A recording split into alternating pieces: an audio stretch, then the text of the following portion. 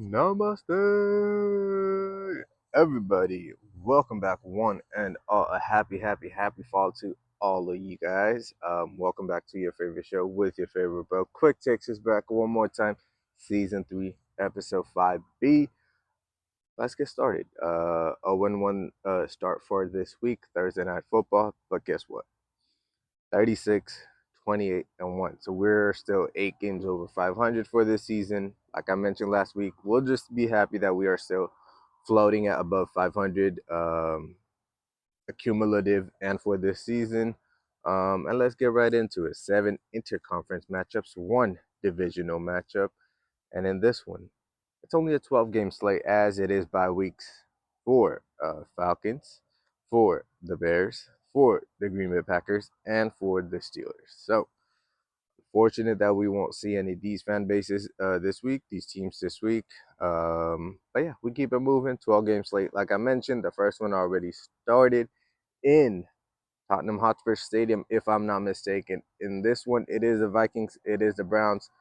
I'm not gonna lie to you this time. This time I did double check, but that I checked after I made the picks last night. So these picks have been made last night, and then the game has or is going on right now, where I do believe Browns were up 17-14. I could be wrong, and I had selected the Browns. Like I said, these picks are from last night, so they're still could be right. Let's dive into Vikings at Brown. Like I mentioned, it is the Carson Wentz experience. I do not trust it. Last time I tried to, I got egg thrown in my face, figuratively. But yeah, just cannot trust Carson Wentz. You also had Jim Schwartz and his defense. I mean, I feel like this is a recurring theme since last year, but people kind of forgot him because it's the Browns. They don't have any hope amongst various circumstances. Um, and yeah, I think run game with Judkins, their offensive line, they're trying to rebuild for the Cleveland Browns. For the Vikings, their O line should be, back to full strength, if not close to it. Christian Darrisaw had came back last week. I think your starting left guard Josh Jackson's the only one that was out. If he comes back, your whole offensive line is healthy. You are still missing your QB1, and with Jason McCarthy already missing this many games in his rookie year, essentially, kind of makes you, leaving you a little uneasy. I don't know if you don't want to trust that, but you just feel uneasy trusting it because there's nothing to really trust so far. We'll see. Also, Fanning Jr., I do believe his name is. I have not watched any Browns game. I apologize. But he is an exciting tight end. You still have David Njoku. You still have Jerry Judy. So there are pieces that could be worked with. Isaiah Bond's a young wide receiver that he I do believe was an undrafted free agent. He had to deal with some stuff.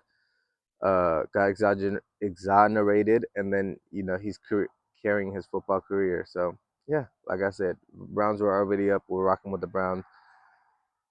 Can't believe I'm saying it. Go Browns. Next one up, our main event for the day. It is early Sunday slate. It is the Raiders. It is at the Colts. It is a 10 a.m. Pacific kickoff, and it's hard for me to win. For me to see us win. And see, I can't even talk about the Raiders. Like I just start to get annoyed in a sense. Like there was just hope this year, and it just went away really quickly, really early, and it's just life of a Raiders fan, man. Life of a Raiders fan. But in this one, like I've always said, I'm a realistic fan. I do not see us winning this one. I'm out of my delusion. Last week we were so close against Chicago, and then we went on to lose by a point, and that just broke the camel's back for me. Until they show me that they could win again, yeah, I'm not picking you, especially at the lat has.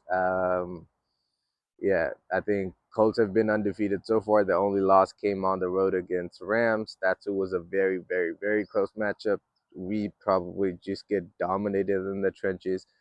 Jonathan Taylor has played 4 games against us and has 5 or 600 yards and 5 touchdowns. He's averaging 6 yards per carry at like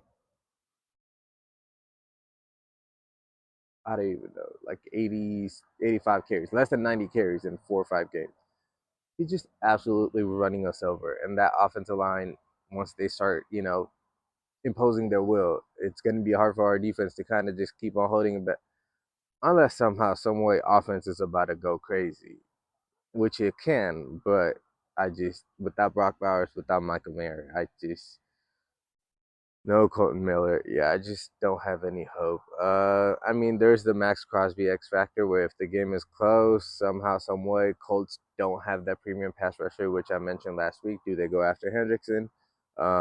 But for the Raiders, unless it's very close and Max kind of seals the game, yeah, I'm just defeated and I just don't see it. At least, definitely not this season. Yeah, I don't even know when the Raiders even like just yeah, I'm just defeated, y'all. I'm just defeated, not gonna lie.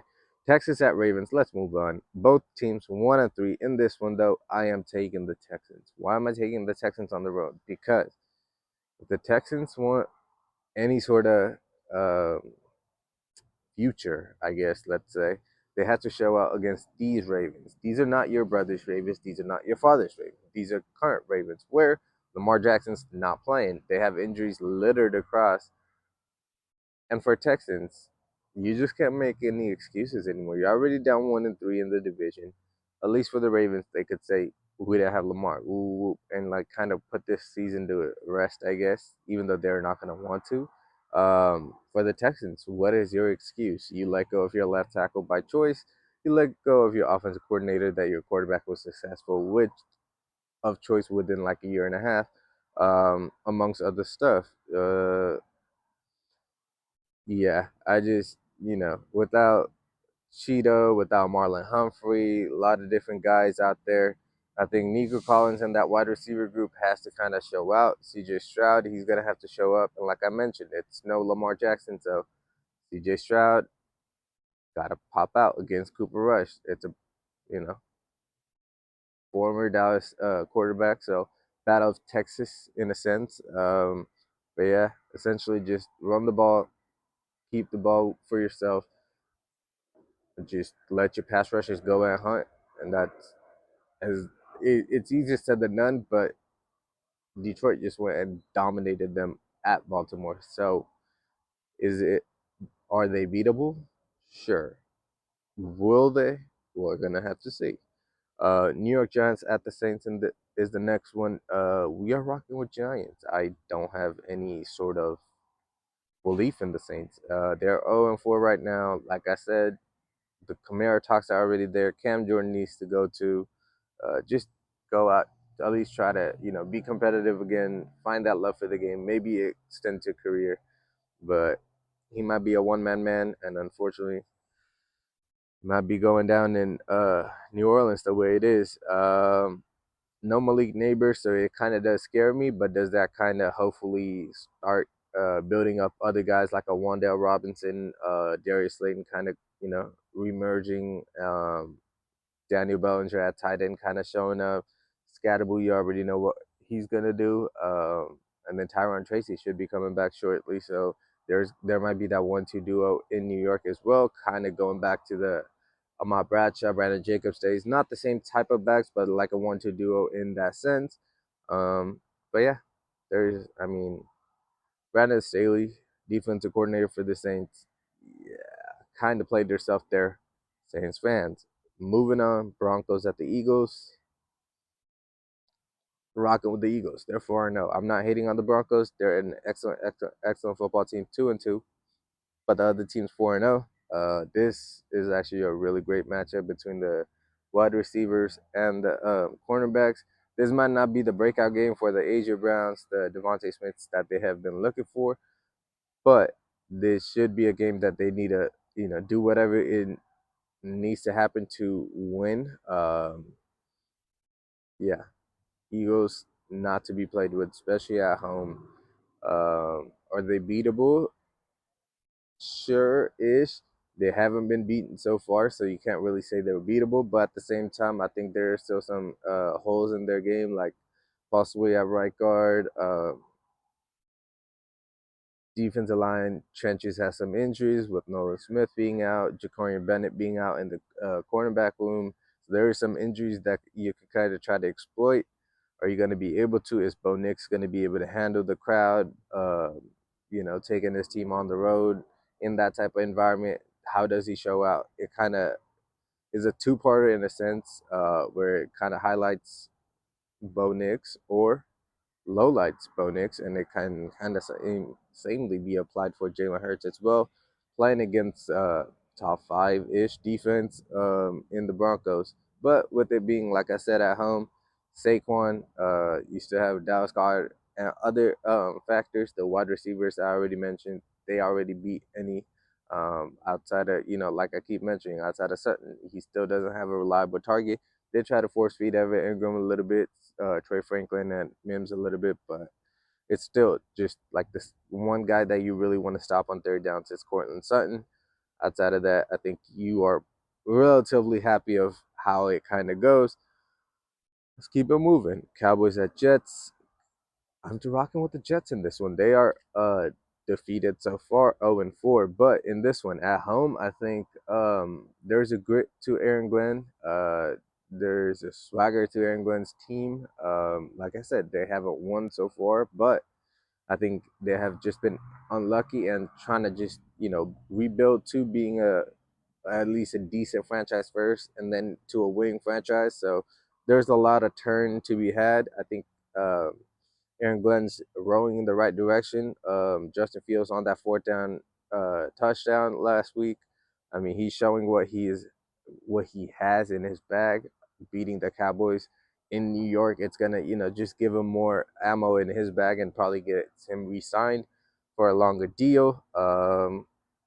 Yeah, without CD Lamb, it's just George Pickens against Sauce Gardner.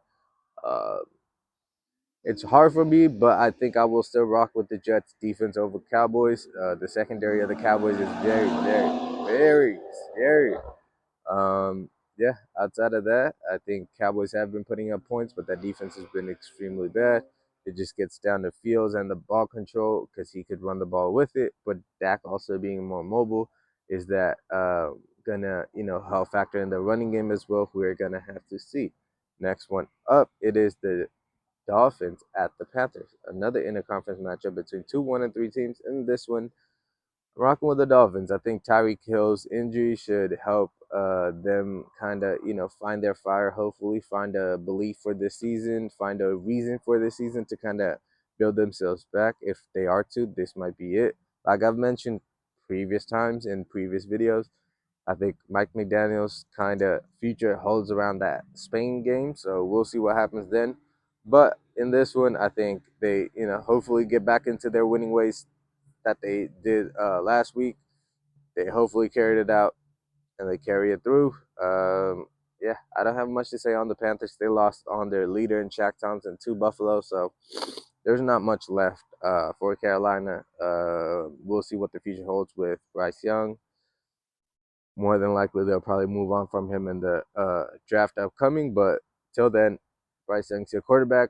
He actually even be benched prior, however, though, for Sam Darnold. But we'll see what happens there. Keeping it moving. Titans at the Cardinals. We are rocking with the Cardinals in this one. I think Cardinals is a very, very, very underrated group. Uh, the running back dilemma does kind of scare me. I know Trey Benson got hurt. James Conner got hurt, unfortunately. So that's two running back that's out. However, Marvin Harrison did look like he was kind of finding himself and coming back. We'll see how that kind of falls through. The weapons for Cam Ward outside of Calvin Ridley, who has not been reliable, who's even there for Cam Ward. The offensive line has not been that great, even though you had some upgrades there. Defensively, I mean, what are we even doing? Yeah, there's just a lot more questions for the Titans, and probably the head coach with the hottest seat is probably Brian Callahan. So we already know more than likely the writings written on the wall already for them, and we keep it moving. Let's move on to the Pacific Northwest. It is 3-1 Bucks traveling up there to take on the Seattle Seahawks. In this one, we are rocking with the Seattle Seahawks at home. I think rocking with the West Coast in this. That travel, Tampa Bay to Seattle, that's literally across not just a country flight, but like a diagonal as well. That's a very long flight, jet lag amongst anything. Um, hopefully their fan base is coming back. They're 3-1. Last year there were some other fan bases that supposedly got in and took over Seattle. That should never have happened. Seattle is one of the best fan bases. So hopefully they're getting back. Kenneth Walker's still healthy 4 weeks in, 5 weeks in. Zach Charbonnet still there. Your group of wide receiver, JSN, Cooper Cup, Torrey Horton popping out as a rookie. There are a lot of pieces. Arroyo at tight end. So there are pieces offensively for Sam Darnold to be wheeling and dealing. The offensive line has probably been the healthiest in a lot of years. They're finally, it seems like, gelling and performing to their capabilities.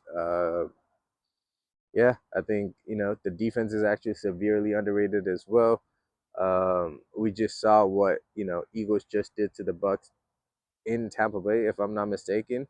Um, yeah, it's going to be hard for me to pick against Seattle for a lot of the seasons this year because they're my dark horse in the NFC. Like, not a lot of people are going to keep on having hope in them, but at the same time, I think if Sam Darnold could kind of get over that hump of last season's playoff, you know, taste, I guess, let's say, I think they have hope. I do believe so. I'm sorry. Uh, we keep it moving. Commanders at Los Angeles Chargers. In this one, I think I'll go with the Commanders. Jaden Daniels being back kind of really does help my case. Scary Terry not being there kind of does scare me out, but I think Commanders could do it. I think their team is not just relying on a wide receiver one. They have an excellent play calling. Cliff Kingsbury defense is ran pretty well through Dan Quinn as he is a defensive minded head coach.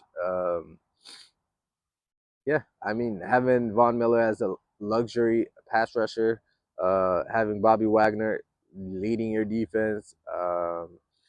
You have I think an underrated cornerback room as well. You have why am I blanking out? Lattimore, you have Amos, and a decent little group in the cornerback room. So it should be interesting to see how they fare up against Lad McConkey and Quentin Johnson and Keenan Allen, and so it should be very intriguing to see how they move on past this challenge. But so far, I think Commanders should be able to handle this. Offensive line injuries for the Chargers should hurt them, as I think Javon Kinlaw's kind of coming back into himself, and like I mentioned, the pass rushers they're gonna have to get home, especially playing up against backup tackles. So we'll see if Commanders could take this away in LA, but we are, excuse me, that second time we are rocking with them. Let's keep it moving. Lions at the Bengals. Rocking with the Lions. It's the third straight game against an AFC North opponent. Um, Lions already went into Baltimore, destroyed them, played at home against Cleveland, beat them. So I think they continue the streak against AFC North. They go 3-0. I am not trusting Jake Browning over Jared Goff. No way. They are not comparable. That is very disrespectful to say. Jared Goff is, a top 10 quarterback. Jake Browning's maybe not even top 50. So we are going to pick the Lions. They already went into Baltimore, like I mentioned, to go destroy them. So I think trenches wise, the offensive line, it took, a couple week or two to kind of figure themselves out in the middle. Tackles, arguably the best duo in the league. Running back, probably the best duo in the league. Um, yeah, wide receivers, both sides. The only one to have a quarterback. So rocking with the Lions. I think Bengals wide receiver like last week against Denver are just going to be looking on the sideline looking frustrated. Um, yeah, I think Lions defense will come out to hunt Hendrickson if he does end up playing. And, the injury last week is not injury, but just like a little setback. We'll see what happens, but that could be intriguing as well. But yeah, I think it's kind of like how we would have mentioned it against the Browns. It's pretty simple that, Lions are going to go beat the Bengals. They're going to keep on moving on. Talk about moving on. Let's move on to our final matchup. It is the Patriots. It is the Bills. It is Sunday Night Football. And it is in the AFC East. And in this one, I am very excited for this matchup. I think this game is kind of like a foreshadow of the future. This game is kind of how we saw Josh Allen versus Tom Brady back in the day. Yes, it is a very, very, very interesting comparison, but I think Drake May is a starting caliber quarterback, not just like a Mac Jones, but like, somebody who can take the Patriots to their next phase, next era. That's three. With Mike Vrabel, but we're gonna have to see. Tom Brady didn't just succeed by himself. He had Bill Belichick, not just the head coach, defensive minded head coach, defensive coordinator, but also the GM. He was the one that, kept the talent around Tom that needed to be the talent around Tom, the exact pieces that needed to be around Tom for it to be 6 Super Bowls. But people don't want to give credit to the head coach and GM and all that, and we'll keep it moving. But in this one, same thing for Josh Allen. He has not gotten over the hump. He has not even gotten to the Super Bowl yet, but we expect him to at least win one, maybe two. In that sense, you're gonna, for that division's heir apparent, you're gonna want it to be Drake May. And another comparison, Stephon Diggs, starting out with Josh Allen, now he's there with Drake May. So there's parallels, there are comparisons, but at the same time, it's Josh Allen, the reigning league MVP, going up against a rookie head coach, second year quarterback, still got long ways to go. I mean, Bills have been essentially unstoppable. I questioned them, I do believe, in week 2, and they went on to score a lot of points. And since then, I'm not going to question them. They will score through the air, through land. If there was water involved, they probably swim through to the end zone as well. And yeah, I think their offense is just set up perfectly for Josh Allen. You don't have a wide receiver one, sure, but he will pick you apart any and everywhere. And if you stay out too long, he will run, or if not, play too high, and we're gonna let James cook. So what are you really gonna stop? I think Joe Brady, he's in his 2019 LSU type of bag. Just calling Josh Allen wheeling dealing, and they just have a flow to themselves from head coach Sean McDermott to offensive coordinator and Joe Brady to Josh Allen. They just have that alignment through, and I am just a mere human, mere mortal to not question that. Patriots on the other side, we played them week 1, our only winner of the season. And yeah, that kind of shows you guys, like, if Raiders can beat them there, even with picks, they're gonna give you some moments because they are still a relatively young squad trying to build themselves up to be a team. Bills are a well-oiled machine. In the future, hopefully, if Patriot squads do end up getting better, we could actually get fireworks in this matchup between these two quarterbacks. Unfortunately, for now, for Drake May, he still has a long way to go in his progression as well as his team. For Josh Allen, however, he's gonna handle his. He's on his way to a Super Bowl, hopefully. Like I mentioned, 36, 28, and 1 record so far. But we will be back for, Monday slate tomorrow. Back once again. Till then, you already know it's all love between your boy and yourself. Go like, comment, subscribe, all that good stuff. And I will catch you guys again tomorrow. Thank you guys once again, and love.